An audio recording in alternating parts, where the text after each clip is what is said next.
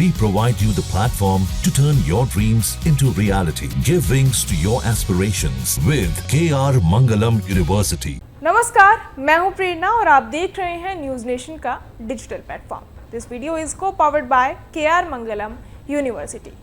Lockdown, vaccine और mask, इन शब्दों को आप भूले नहीं होंगे।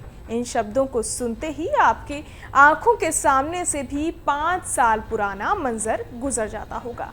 ऐसा मंजर जिसे हम याद भी नहीं करना चाहते। कोविड का वही दौर एक बार फिर लौटता हुआ दिखाई दे रहा है। एशिया के कई देशों में एक बार फिर कोरोना के मामलों में बढ़ोतरी देखी जा रही है। कोरोना का डर अभी निकला ही नहीं था कि इसके नए वेरिएंट ने डर बैठाना शुरू कर दिया है। भारत समेत दुनिया के कई देशों में कोविड-19 के नए वेरिएंट का इन्फेक्शन लगातार फैल रहा है। इसे कहा जा रहा है JN1 वेरिएंट। चलिए आपको बताते हैं इसके वो लक्षण जो बिल्कुल भी इग्नोर नहीं करने चाहिए। सबसे पहले तो ये नया वेरिएंट कोरोना वायरस का एक नया वर्जन है जो ओमिक्रॉन BA.2.86 परिवार से आता है और ये पहली बार अगस्त 2023 में पाया गया था। सिंगापुर में मई की शुरुआत में कोविड के नए मामलों में बढ़ोतरी देखी गई है। जहां अप्रैल के आखिरी हफ्ते में करीब 11,000 केस थे, वहीं अब ये संख्या बढ़कर 14,000 से ज़्यादा हो गई है। यहाँ मामलों में 28% का इजाफा हुआ है।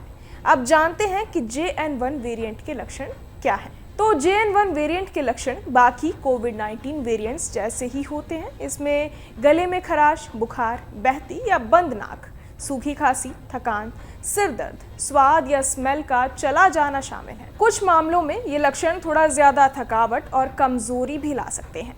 कोविड-19 JN1 के लक्षण कुछ दिनों से लेकर हफ्तों तक कहीं भी रह सकते हैं। देश के कई डॉक्टर्स का मानना है कि भारत में भी कोविड के मामलों में बढ़ोतरी हो सकती है क्योंकि यहाँ लोगों की रोग प्रतिरोधक क्षमता पहले से कम हो गई है। जानकारों ने बताया कि जैसे हांगकांग और चीन में कोरोना मामलों में अचानक बढ़ोतरी देखी गई, वैसे ही भारत में भी हालात बन सकते हैं। इन देशों में मामलों में तेजी की वजह कमजोर एंटीबॉडी को माना जा रहा है और भारत में भी यही स्थिति हो सकती है। कुछ एक्सपर्ट्स ने JN1 वेरिएंट को लेकर चिंता भी जताई है।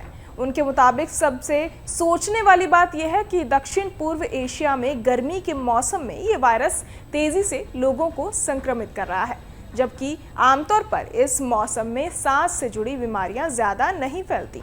बात करें JN1 की भारत में स्थिति के बारे में, तो भारत में 19 मई 2025 तक 257 एक्टिव केस थे, जो पिछले एक साल में सबसे ज़्यादा हैं। लेकिन स्वास्थ्य मंत्रालय ने कहा है कि चिंता की बात नहीं है क्योंकि लगभग सभी केस हल्के हैं। किसी को अस्पताल में एडमिट करने की ज़रूरत नहीं पड़ी है। सबसे ज़्यादा मामले केरल, महाराष्ट्र और तमिलनाडु में हैं, लेकिन देश की जनसंख्या के हिसाब से ये संख्या बहुत कम है। बहरहाल इस पूरी खबर को सुनकर आप क्या कुछ सोचते हैं, हमें कमेंट बॉक्स में ज़रूर बताएं और बाकी तमाम खबरों के लिए सब्सक्राइब करें न्यूज़ नेशन। न्यूज़ नेशन अब व्हाट्सएप पर खबरों की ताज़ा अपडेट के लिए न्यूज़ नेशन के इस QR कोड को स्कैन करें।